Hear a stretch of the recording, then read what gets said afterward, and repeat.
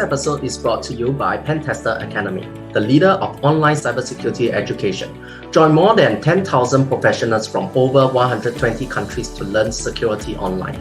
I'm Damien from Pentester Academy TV, and I want to welcome you back to our show, The ToolBox, where we showcase the latest and greatest open source tools. Add them to your tool collection today. Let's take a look at Security Onion by Doug. Thank you for having me on the program. I'm Doug Burks. I started Security Onion in 2008 to provide a free and open platform to help you peel back the layers of your enterprise and make your adversaries cry. So let's talk about what Security Onion is, what it does.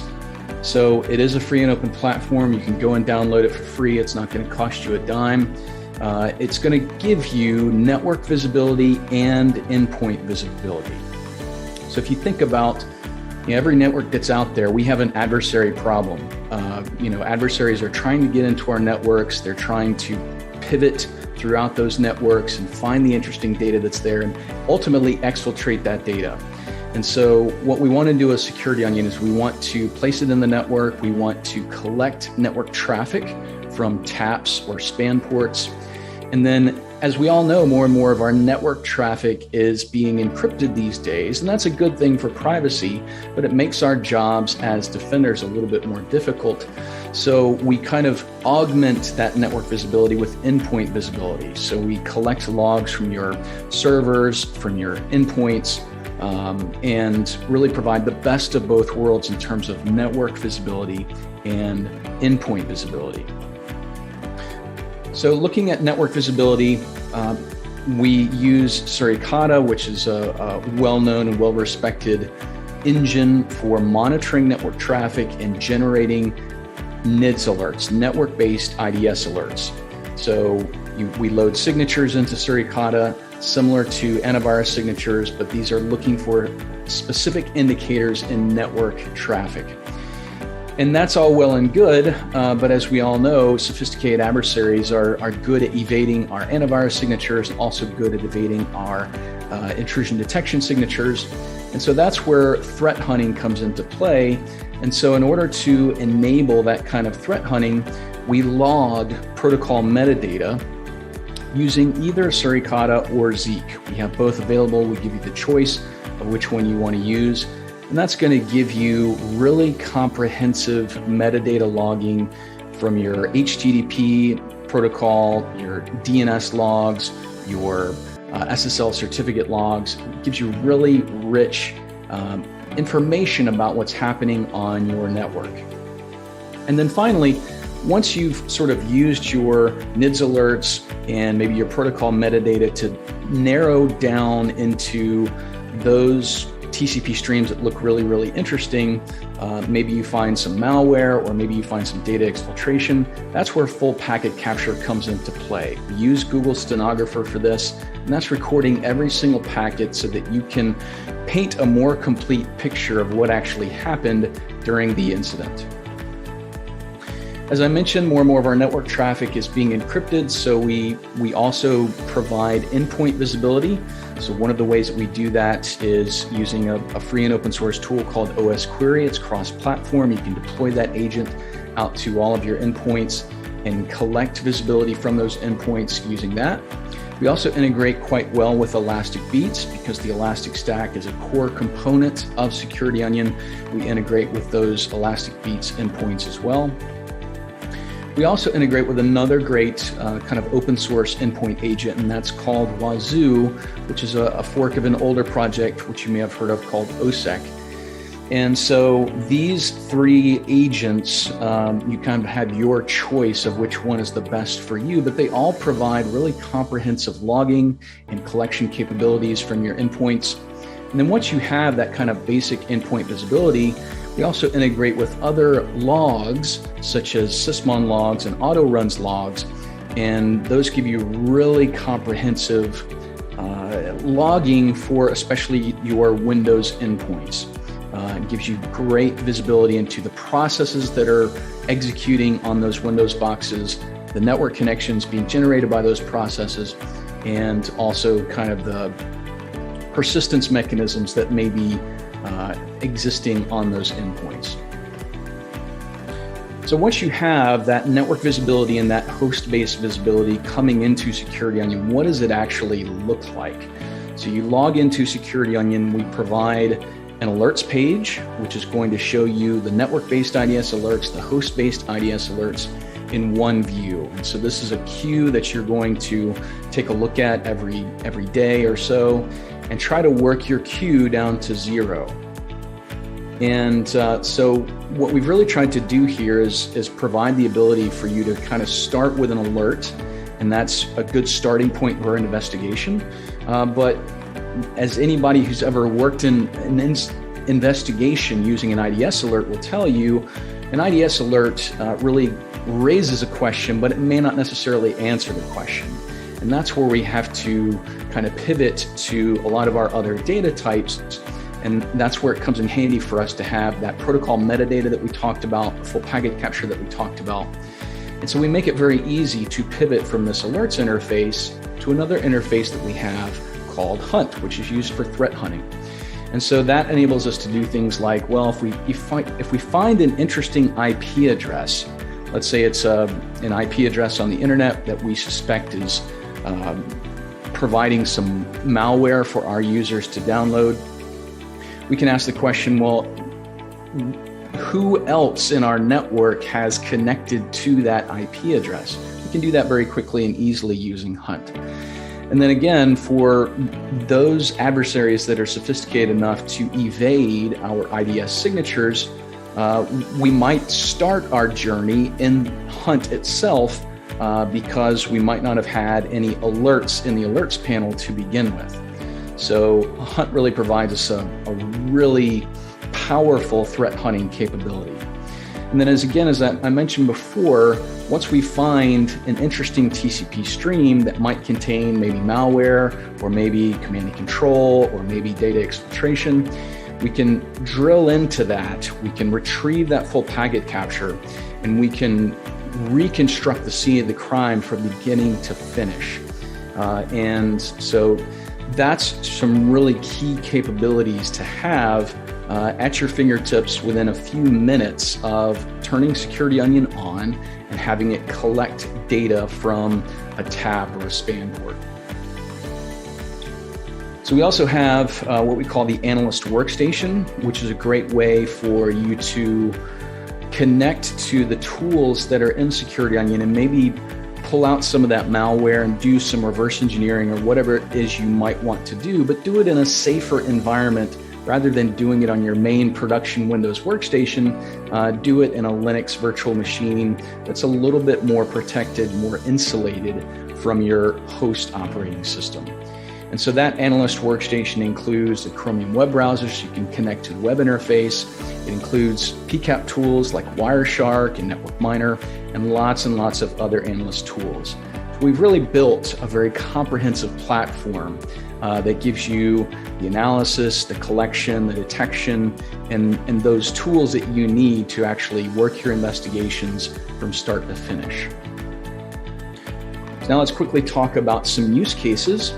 So the easiest way to get your feet wet with SecurityOnion is with what we call import mode, which is really the smallest and quickest installation of SecurityOnion, which allows you to import a PCAP file.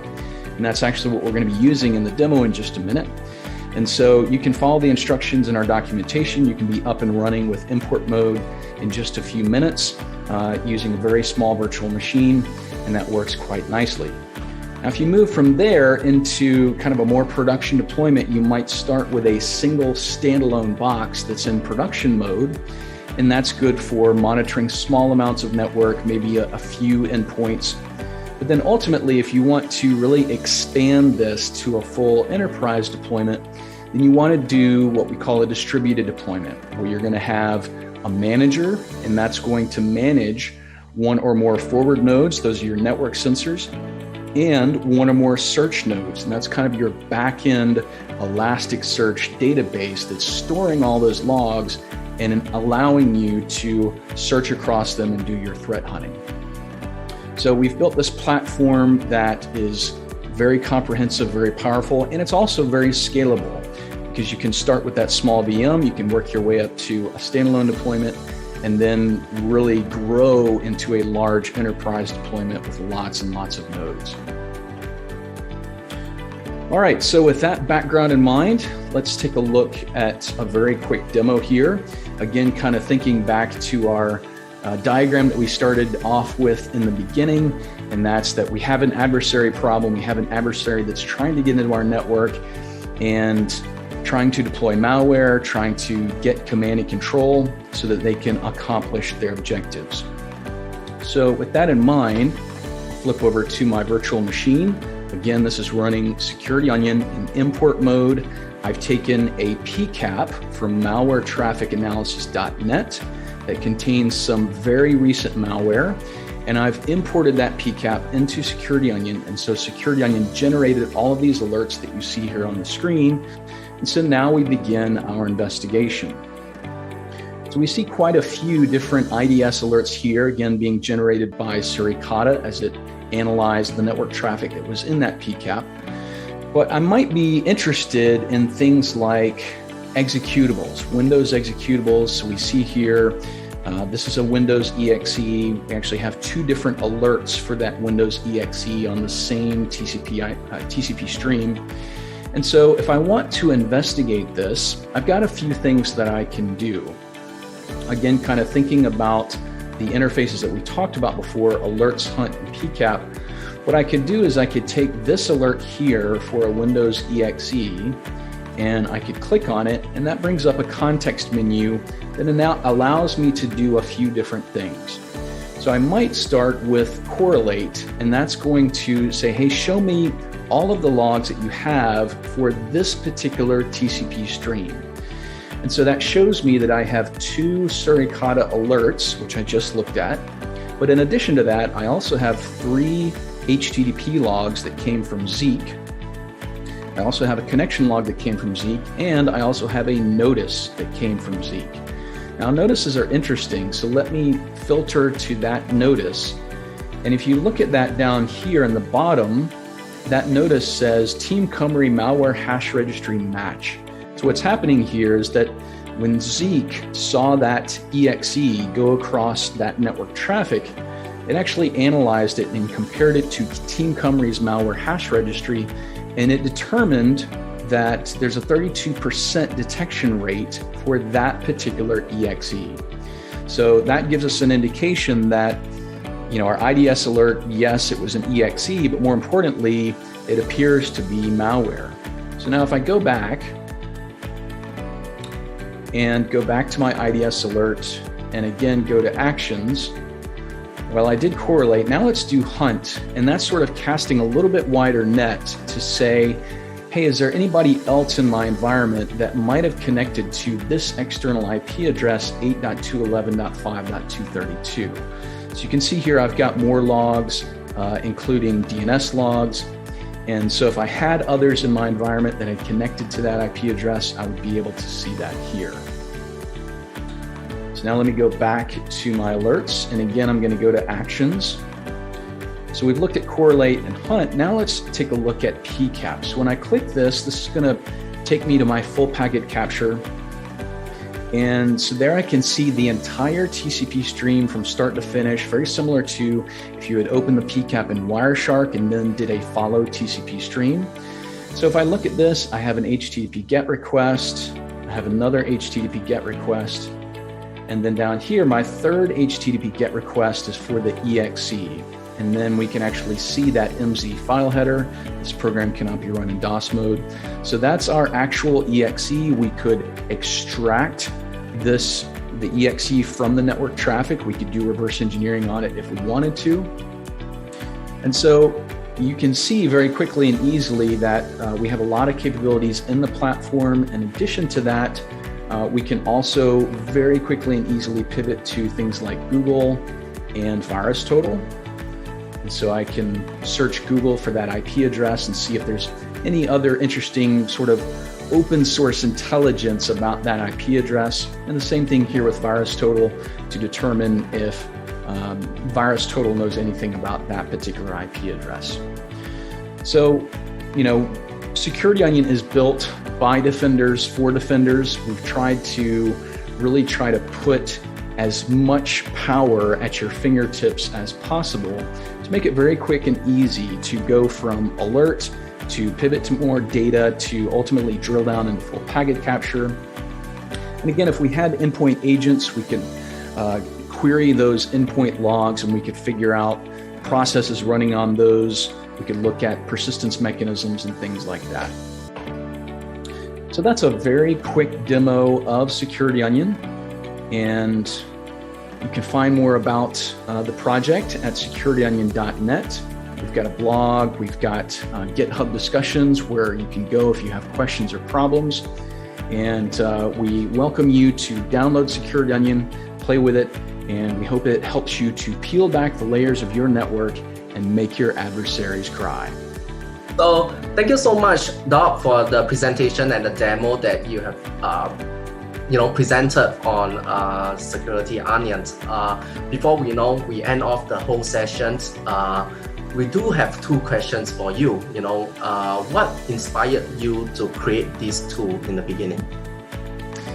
That's a great question. As I think back to 2008 and I was starting this project, one of the things that honestly inspired me was the fact that back then there was a project called Backtrack, now called Kali Linux, which your Pentester community will be quite familiar with.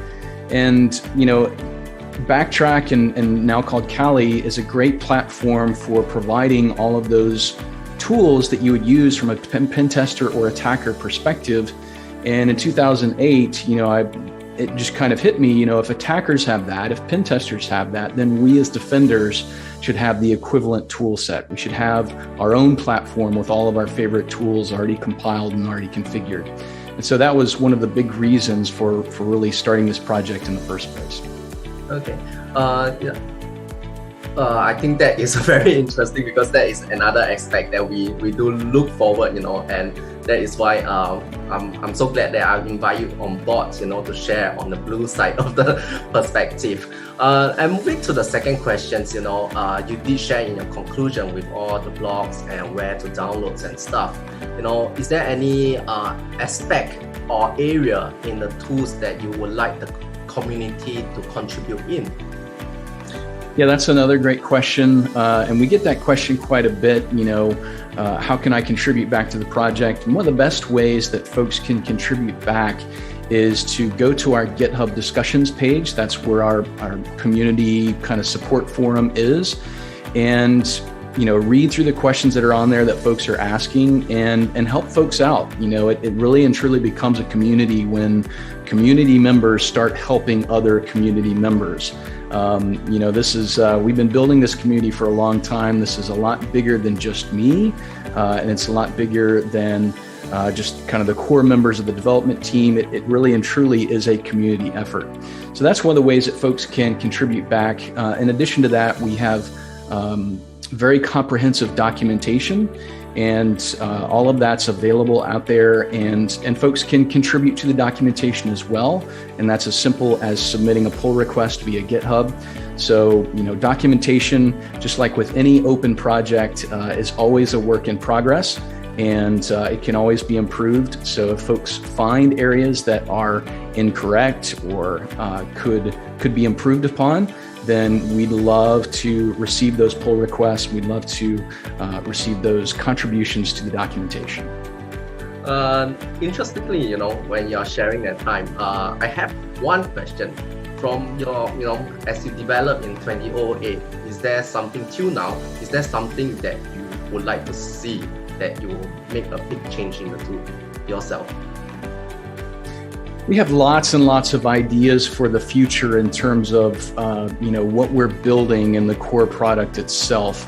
And so we're currently working on our next big release that's going to have a lot stronger sort of elastic integration. We have lots of ideas when it comes to role-based access control and kind of improving our alerts interface and improving kind of that pivot capability that we talked about throughout the demo. So we've got lots and lots of ideas. We've got lots of new ideas being introduced into the project. So stay tuned. It's going to be a great year for the Security Onion project. Okay, thank you, Doug, and the team from Security Onion for accepting our invitation to come on board to our ToolBox program. I do hope that the viewers can look at your project and to share more of their inputs and stuff with you guys, and hope that they can contribute as well, and to see these exciting tools that you have presented to the community.